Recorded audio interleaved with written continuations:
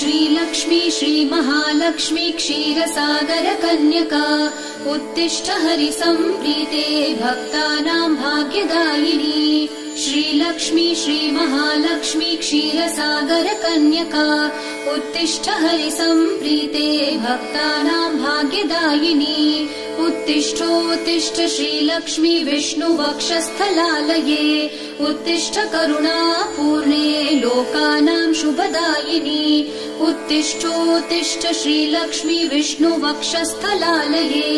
उत्तिष्ठ करुणापूर्णे लोकानां शुभदायिनी श्रीपद्ममध्यवसिते वरपद्मनेत्रे श्रीपद्महस्तचिरपूजित पद्मपादे